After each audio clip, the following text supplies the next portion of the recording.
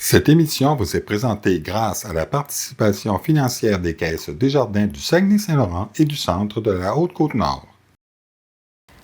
Aujourd'hui à l'émission, on aborde un sujet à la fois délicat et inspirant, la paraplégie. À la suite d'un accident, d'une maladie ou d'un événement marquant, la vie peut basculer en un instant. Mais derrière les défis physiques, il y a aussi le courage, l'adaptation, une force incroyable. Mon invitée vient nous partager son parcours. Elle est devenue paraplégique il y a maintenant 10 ans et nous raconte sa réalité et les leçons de vie qu'elle en retire. Aujourd'hui, à Sans Tabou, je reçois Claudia Duchesne. Bonne émission.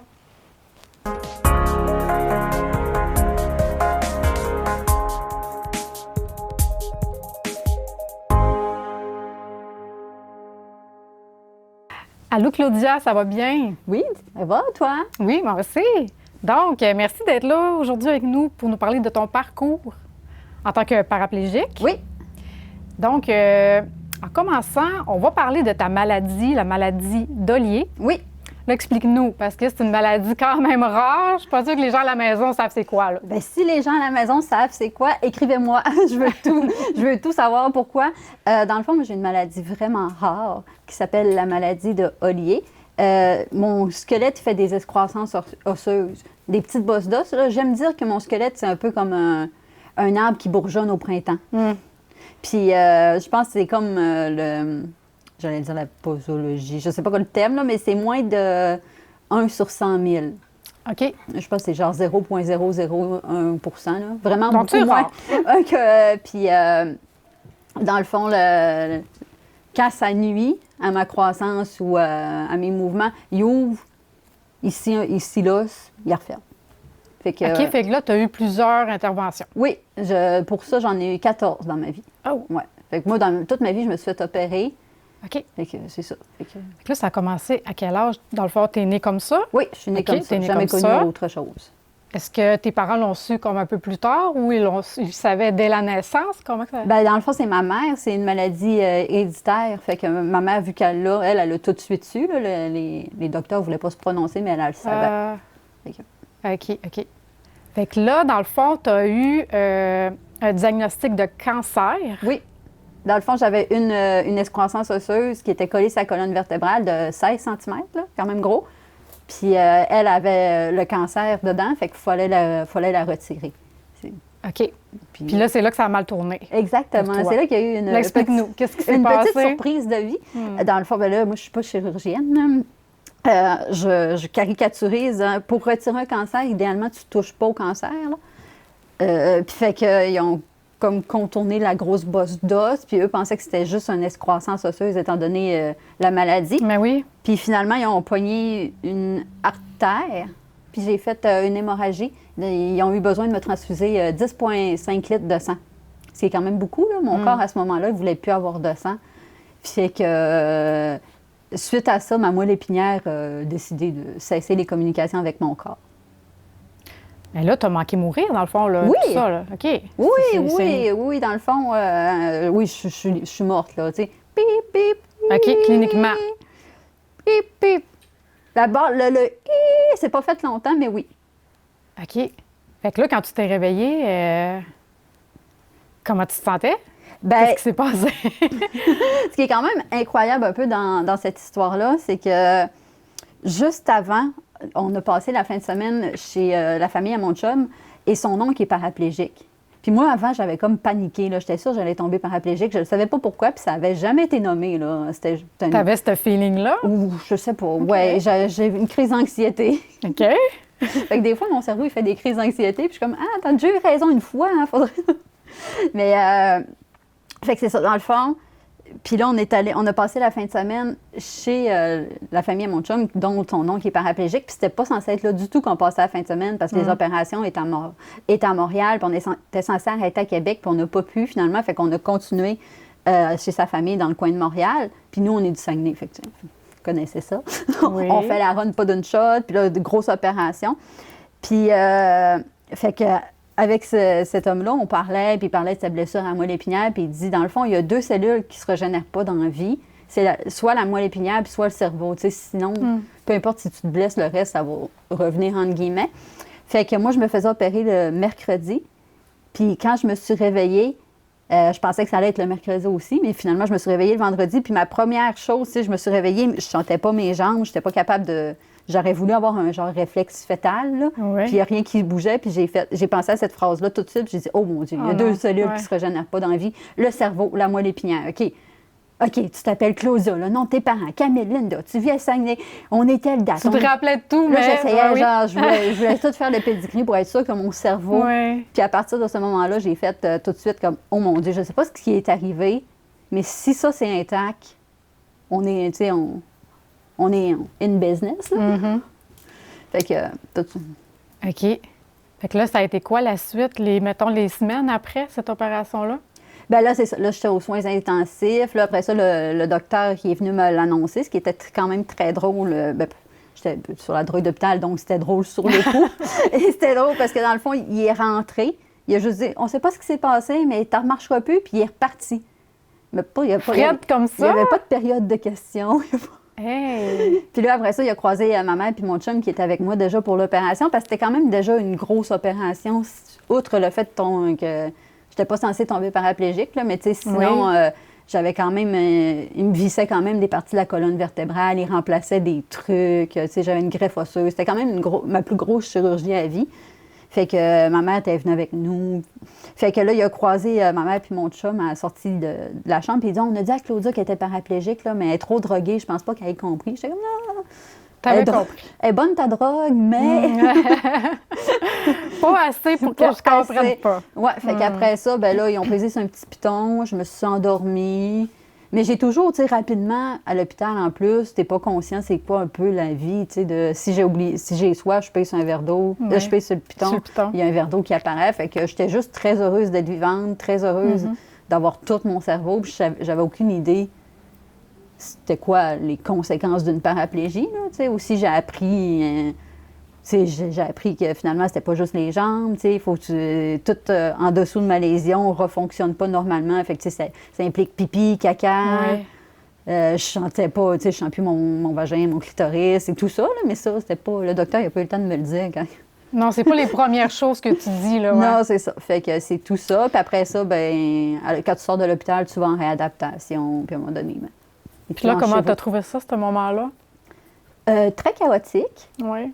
Oui, bien parce que là, c'est très bureaucratique, là. Mais dans le fond, moi, je suis pas blessée médulaire, je suis lésée médulaire. C'est pas un accident, c'est pas arrivé. Ouais. Fait que je tombe juste dans des cracks de système de santé, là. Tu sais, dans le fond, le meilleur centre de réadaptation pour ma condition, ils prennent le monde qui ont des blessures médulaires, pas les lésions. Fait que là, je me suis ramassée à me faire traiter dans ma région. Puis là, c'est comme...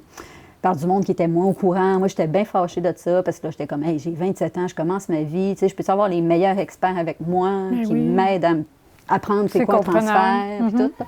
Fait que c'était un petit peu chaotique. Mais sinon, tu sais, outre toute cette bureaucratie-là, tu sais, j'ai vécu en milieu hospitalier. Puis, tu sais, c'est juste que de bons souvenirs avec le personnel qui font des jobs incroyables. Je me souviens à un moment donné, il fallait que je réapprenne à monter mes jambes. Puis c'est lourd, là. Oui, on s'en rend pas compte, mais... On s'en rend pas compte, mais il fallait que je monte mes jambes sur mon lit. Puis j'étais pas capable. C'était le gros bordel. Puis j'étais comme, hey, je vais les scier. Regarde, on m'a demandé de les scier. Puis même moi, je pourrais m'y scier, je les sens pas. Puis là, genre, je pleurais, puis je sais pas trop. Puis il y a une infirmière qui est rentrée, puis elle dit, ça va pas. Puis là, j'étais comme, ouais, mes jambes sont lourdes. Puis elle dit, j'ai un peu vu ton profil Facebook. T'as l'air d'aimer ça, tu sais, d'être girly, puis tout. T'avais des belles bottes. Montre-moi tes bottes. Fait que, tu sais, ça a changé le focus. Puis t'es comme, tu sais, des jambes. Ça va dire, hey, tu vas pouvoir en mettre ces belles bottes-là. Tu vas te retrouver des belles chaussures. T'es saliras plus. Puis on a commencé à niaiser là-dessus. Fait que, tu sais, c'est des petits moments de même que tu te dis, ben, c'est gentil, merci. Ça en prend à travers tout ça. Oui. Fait que, cœur au monde qui travaille dans ce milieu-là parce que c'est pas évident de savoir sur quel pied danser. Et là, toi, tu étais une fille sportive, hein, c'est ça? Oui, ben, avant, oui. Je bougeais, là. OK. Je me qualifierais pas de... Mais oui, j'étais intense puis je bougeais. Fait que l'année avant, j'ai fait genre comme 40 courses à obstacles dans un an. Puis là, pourquoi que je dis que je suis pas sportive, c'est que je ne les performais pas de grand niveau, mais je les ai toutes accomplies. Là, mais... Puis tu as continué après, c'est ça que... Un peu, oui. Oui, OK. Ben, j'ai fait quelques petites courses, OK. mais pas tant. Là. Pas tant parce que, tu sais, j'en parle justement en humour. Là, je dis, tu sais, finalement, j'étais peut-être plus passionnée par les hommes en chess dans les Spartan Race que les Spartan Race. Fait qu'on trouve ces hommes en chess ailleurs. Bien, parlons-en de l'humour, justement, puis qu'on tombe sur le sujet. Là, tu fais de l'humour depuis combien de temps? J'ai commencé à faire de l'humour en 2023. Et on est en 2026. Ça va faire 3 ans. Environ 3 ans. OK. Est-ce que tu as toujours voulu en faire ou c'est le... Comment que c'est arrivé? Dans le fond, moi, je me souviens, mon plus vieux souvenir, c'est en 2003. Je pense que c'est mon premier souvenir que je suis allée voir un show en jeune adolescent. C'était Louis-José Hood, sa première tournée. Oui. Puis j'étais comme, ah mon Dieu, je pense que je serais bonne pour faire ça, mais je pense que j'aimerais ça. Mais à l'époque, il y avait comme moins de formules pour devenir humoriste. Puis dans ma tête, il fallait plus que tu sois née sur une bonne étoile. En étant une femme en plus? En étant une femme. Puis je voulais pas non plus nécessairement déneiger Montréal. Je ne veux pas déneiger. Je voulais pas déménager. Je voulais pas déménager à Montréal. Fait que je voyais moins l'avenue. Puis je pensais surtout que c'était pas fait pour moi, on va dire, la réussite. Mais je pensais pas non plus que la paraplégie, c'était fait pour moi. Fait que ça a été vraiment un gros déclic de vie qui a aidé à tout faire tomber mes barrières mentales. Là. Je me suis dit, parce que comme je dis, tu sais, j'étais pas, même si j'étais intense, j'étais pas une fille qui faisait des choses extrêmes. Je roulais pas vite. Tu sais, je pensais jamais tomber avec un handicap comme monsieur et madame tout le monde ne pense pas tomber avec un handicap. Fait que je me suis dit, si négativement les choses que je pense pas qui puissent m'arriver m'arrivent, bien positivement, les choses que je pensais pas qui pouvaient m'arriver peuvent m'arriver aussi. Fait que c'est ça qui a fait que je me suis lancée en humour. Ça fonctionne bien, cette fois? Oui, ça fonctionne bien. Oui. Super. Donc, toi, personnellement, qu'est-ce que ça t'apporte, l'humour? Bien, ça m'apporte... Bien, non seulement, moi, personnellement, bien, ça m'apporte... Bien, tu sais, le fait que je peux me dépasser d'une autre manière aussi. Mais j'ai surtout commencé, tu sais, oui, pour réaliser des rêves et tout, mais je me dis... je pense qu'en donnant une vision à l'handicap, puis l'humour étant un excellent médium, là, parce que moi, quand je suis tombée paraplégique, j'étais juste contente d'être vivante. Je ne savais pas c'était quoi la vie paraplégique. J'étais juste contente d'être vivante. Puis il y a souvent des gens qui me disaient, dans le fond, que si ça leur arriverait, eux autres, ils mettraient fin à leur jour ou le vice. Puis j'étais comme, moi non plus, j'avais pas prévu tomber paraplégique. Puis je suis juste contente. Ma mère est encore contente de souper avec moi. Ben oui. Fait que je me suis dit, à force d'être visible, ça peut changer un peu cette mentalité-là de société à coup de j'apparais dans des places, puis je me dis, par exemple, j'avais demandé à Mike Ward de faire sa première partie, chose qu'il a acceptée. Bien, je me dis, dans ces spectacles-là, peut-être que si ça arrive à quelqu'un, si ça arrive à l'entourage de quelqu'un, bien, son premier réflexe, ce ne sera pas de dire « Hey, ta vie va être finie », mais ça va être de dire « Hey, j'ai vu, me semble, la première partie de Mike Ward, c'est une petite fille, je ne me souviens pas trop de son nom, mais c'était drôle. » Tu sais, il y a encore de quoi à faire. Fait que c'était surtout ça, on va dire, la cause, puis l'humour était le médium qui me tentait le plus pour porter cette cause. Et t'en parles dans tes numéros de tout ce qui était arrivé, j'imagine, là? Oui. Oui, c'est ça. Oui, le spectacle est en construction, là, mais je parle effectivement de tout, parce que pour moi, je trouve ça drôle pour vrai. Dans le fond, c'est une vie que peu de gens expérimentent. Ça prend de l'autodérision aussi. Oui. Ouais. On va faire une petite pause et tout de suite après la pause, donc, on continue avec mon invitée, Claudia Duchesne. Restez là.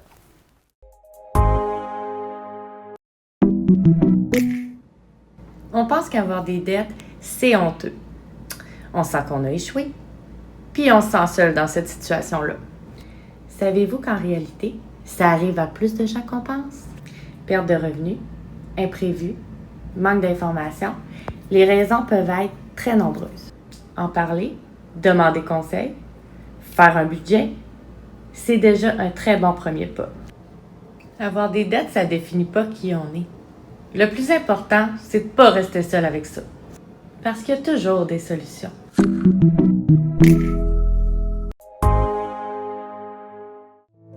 Bonjour, je m'appelle Marjorie Onos, j'ai 45 ans. Je suis paraplégique depuis 11 ans et mère d'un enfant de 12 ans.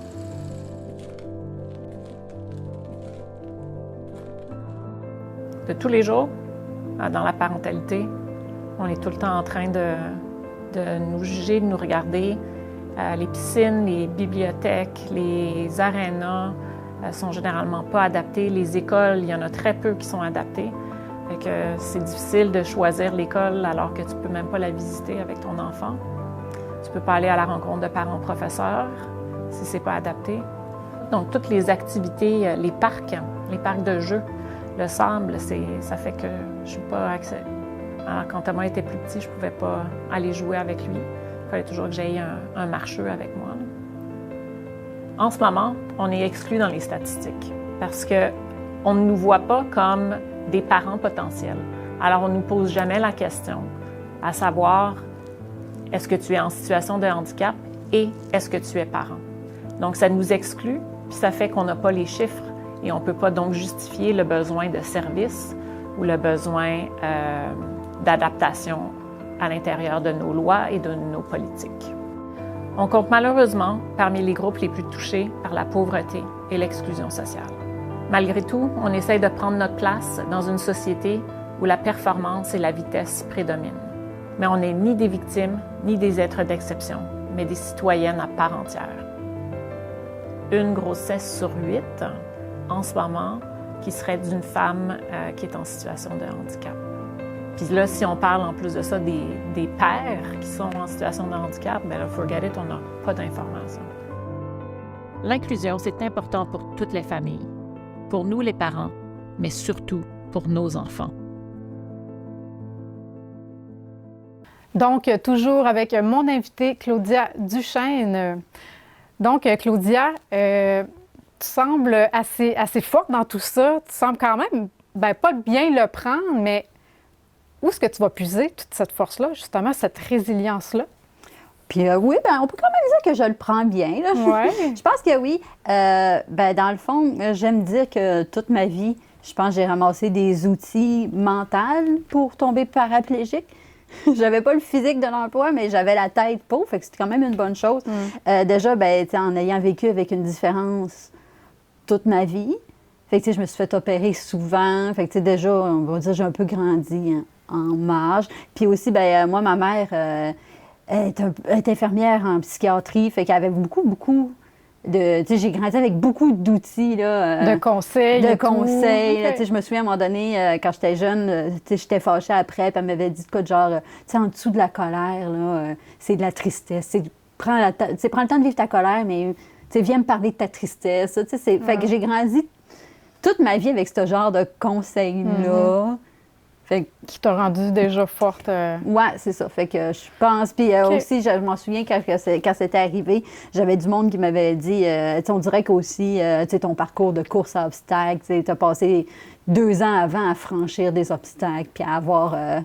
Peut-être que c'était en vue de ton grand obstacle, là, aussi, à faire de même. Ouais, c'est pas fou, pareil. Oui, j'avais trouvé vraiment ça beau, la personne qui m'avait dit ça.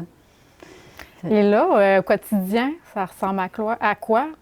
C'est quoi qui est plus dur pour toi? Des choses banales que nous, on fait qu'on y passe pas, mais que pour toi, c'est difficile? C'est drôle parce que, dans le fond, mon quotidien, je vis dans une maison adaptée, fait qu'il y a une partie de moi qui oublie que je suis handicapée, mais il y a une partie de moi qu'en même temps qui oublie jamais cette grande charge mentale-là. Juste à titre d'exemple, si je veux m'installer sur le divan, faut que j'ai-tu toute mon eau, la télécommande est-tu proche? Fait que c'est tout parce que s'il y a un mini-oubli, là, c'est pas juste c'est quand même juste me relever, là, mais c'est un peu plus compliqué qu'avec des jambes. Surtout au début, surtout quand tu es en apprentissage. Je me souviens des fois, j'oubliais de l'eau, puis j'étais comme, ça va être une après-midi pas hydratée, là. Ah, OK. Mais tu l'oublies une fois, puis à un moment donné, fait que après, le lendemain, tu t'en souviens que tu as passé l'après-midi. Mais j'aurais pu me relever aussi, là. Il y avait ce métier de... les transferts, tout ça, au début, c'est tout plus difficile, c'est tout... plus, tes bras sont pas faits pour soutenir ton corps, là. Fait que... puis aussi, il y a beaucoup de charge mentale de... j'ai perdu mes fonctions d'élimination dites normales. Fait que je suis tout le temps en train de me demander, j'ai-tu fait pipi? C'est quand la dernière fois que j'ai fait pipi? Je suis-tu due pour faire pipi parce que je sens pas mes envies? Oui. Fait que là, si j'ai fait pipi... j'ai-tu fait... C'est quand les dernières minutes j'ai fait pipi? Parce que si j'oublie, ma vessie, elle se vide par elle-même quand même. Fait que c'est tout le temps, une charge mentale qui vient avec l'handicap. Là. Puis là, j'ai pas, Oui, je oui. suis pas sortie de chez nous. Là. Y a-t-il une rampe? Les toilettes sont adaptées? Oui, les autres, c'est ça. Les autres, ils disent qu'ils ont Oui. une rampe, mais finalement, Oui. ils n'ont pas vraiment de rampe. Ou, tu sais, Trouves-tu justement que la société est comme mal adaptée ou ça s'en vient mieux que c'était ou ben, tu sais, je pense que la société pourrait beaucoup être mieux adaptée. Mhm. Je pense être plus conscient parce que, tu sais, il y a une partie de moi qui aussi, on va dire, j'ai connu beaucoup d'entrepreneurs dans ma vie. Fait que je peux pas en vouloir à une personne qui a son entreprise et pas 100% accessible. Tu sais, premièrement, elle est locataire. C'est pas elle qui peut gérer ses 5 escaliers. C'est pas tout le monde qui peut se mettre un ascenseur. Mais tu sais, d'être conscient de si moi, je me rends dans ton établissement, bien, ça nécessite non seulement un effort pour moi, mais possiblement pour mon conjoint ou la personne qui m'accompagne. Fait que moi, j'aime dire que ma version de, on va dire, très caninours de l'accessibilité, ça serait un peu de... C'est si mon chum, il a fait en sorte que je me rende dans ton établissement, là, on dit mon chum, mais peu importe cette personne-là, là, je sais pas, tu peux-tu lui donner une bière, un gâteau, quelque chose, tu sais, parce qu'on veut sortir... avoir de la reconnaissance? Oui, là. on veut Ouais. sortir, puis il y a quand même beaucoup de personnes qui s'arrêtent pas nécessairement à 2-3 escaliers ou tu sais, qui ont un réseau, qui peuvent le faire, puis qui ont cette chance-là aussi, là. Fait que, tu sais, il est où le juste milieu en attendant que ça soit 100% accessible, que je pense qu'il est très utopique? C'est où qu'on pourrait se rejoindre dans tout ça? Fait que c'est ça, dans le gâteau ou la bière à mon chum. Non, mais tu sais, des rabais, des affaires de même, là, Je dis souvent que c'est plus facile pour moi de faire de la culture que de consommer de la culture. Et là, dans ton couple, j'imagine qu'il y a des défis. Oui, bien en plus, nous, c'est Ouais. arrivé, tu sais, ça faisait 1 an qu'on était en couple, fait que c'est quand même un jeune couple, là, pour une communication de très haut niveau, là, fait que... mais tu sais, il y a aussi, je pense que ça a amené beaucoup une grande force au couple, là, parce que je me suis dit, tu sais, on s'est construit, ça m'exclut vraiment beaucoup, là. Je suis pas pertinente sur j'ai géré quand même un bon casse-blanc, mais tu sais, il y a beaucoup de monde qui nous disait dans notre autoconstruction, « Ah, tu sais, vous allez voir, vous allez vraiment vous chicaner, c'est dur sur un couple. » J'étais comme, « Hey, on vient de passer à travers une paraplégie puis une réadaptation, là. » Tu sais, il m'a aidé va dans s'en beaucoup de sortir, choses. ouais. Tu sais, il y a beaucoup de choses que mon orgueil a fallu qu'il tombe parce que c'est réapprendre, pipi, caca, etc. Là, je vis avec quelqu'un, fait qu'il y a des fois, cette personne-là est témoin de des choses. Tu sais, on vivait dans un petit appart, c'est lui mon fauteuil roulant ne rentrait pas dans la toilette. Fait que c'est lui qu'il fallait qu'il me massisse sa toilette. Tu sais, fait que j'étais comme, ça, on pense pas qu'on va se chicaner sa couleur du dosseret, là. Pour l'instant, ça va super bien. On a vécu, là. Fait que ça a amené, je pense, cette grande force-là qui est de un peu minimiser ce que plusieurs couples finissent par se tomber ses nerfs, entre guillemets, de dire, ben, hey. Mais aussi, je pense qu'il y a aussi une grosse... surtout dans les débuts, là, qui est un gros challenge, je pense, pour les personnes qui vivent avec un handicap ou qui tombent avec un handicap, de faire la part des choses parce que ça devient rapidement plus ton proche aidant. Puis à un moment donné, il faut que le switch aussi se fasse de... C'est quand qui est ton proche aidant, c'est quand qui devient ton conjoint. Puis là, ouais. ben, il ne peut pas avoir son chapeau de proche aidant 24 heures sur 24. Mais en même temps, toi, tu as besoin d'aide. Fait que là, c'est toute cette part des choses-là qui nécessite de la communication. Comme toutes les couples. Que vous avez. Comme, oui. Ben oui. Au pire, qu'il faut développer. Oui, c'est ça. OK. Si, mettons, je te demandais quelque chose que tu t'ennuies de l'avant. Mon clitoris. Oui. C'est aussi simple, il n'y a tellement pas d'autres réponses, là. Puis tu sais, je pense aussi que, ben, dans la beauté, on va dire, entre guillemets, de cette grande ennui-là, parce que c'est quand même un piton de fun, on va se le dire, là, ben, je pense que ça minimise tout le reste. Parce que, tu sais, les gens au début, tu sais, les gens, quand ils me voient, ils trouvent ça triste que j'aie perdu mes jambes, tu sais, mais les jambes, finalement, c'est tellement pas grave dans tout ce qui nous arrive, là, Ouais. tu sais, tu dis... Tu me donnes le choix de retrouver mes jambes ou mon clitoris 3 minutes et demie, là. Ouais. Hey, je suis occupée. T'as un gros 3 minutes. T'as un gros 3 minutes. Mais tu sais, pour tout, fait que je pense que de tellement s'ennuyer de cette partie-là, tu sais, de plaisir, là, Oui, oui. fait que le reste, c'est comme... Mais on j'imagine que l'accepte. vous avez développé d'autres avenues. Ouais, c'est ça. Ben oui, là, parce que tu sais, tout est encore là, tu sais, ils n'ont pas cousu. Mais tu sais, c'est ça, c'est encore là, c'est aussi très de la communication, là. Puis tu sais, tu dis, ça change, tu sais, on dit, ça change une routine, ça change une présence, tu sais, mettons, tu dis, quand tout était là, tu dis, mettons, je pouvais divaguer puis penser à ma liste d'épicerie, entre guillemets, là. On va dire comme monsieur, madame, tout le monde, là. Mais tu dis, là, si je suis pas là puis je pense pas au moment présent, là, on est aussi bien de pas s'en... On est aussi... Oui. Je comprends. On est aussi bien de faire autre chose puis de faire une autre activité parce que là... Fait que, tu sais, ça nécessite tout ça, là. OK. Et si tu avais un message à passer à des gens comme toi, qu'est-ce que... Oui? Ben, je dis tout le temps, incluez-nous. Incluez-nous. Regarde, je viens de parler de mon clitoris. Incluez-nous. Incluez-nous dans vos vies romantiques. Incluez-nous dans vos vies sexuelles. Incluez-nous dans vos vies, dans vos sorties. Puis, tu sais, l'handicap, c'est ça. Je reviens un peu à ce que je disais, tu sais, c'est moins une fatalité que la mort. Puis on est bien sympathique, là. Oui. On est drôle, regarde. On est attachant, on a des belles vignettes de stationnement, regarde. C'est juste du bien. Hey, Claudia, merci beaucoup. Ben, merci de l'invitation. Ça a été un plaisir. Merci encore. Et nous, on se retrouve la semaine prochaine pour un autre épisode de Sans Tabou.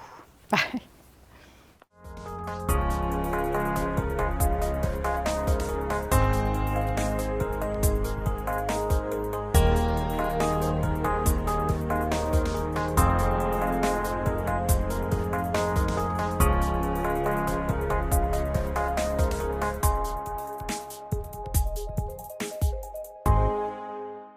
Cette émission vous a été présentée grâce à la participation financière des Caisses Desjardins du Saguenay-Saint-Laurent et du Centre de la Haute-Côte-Nord.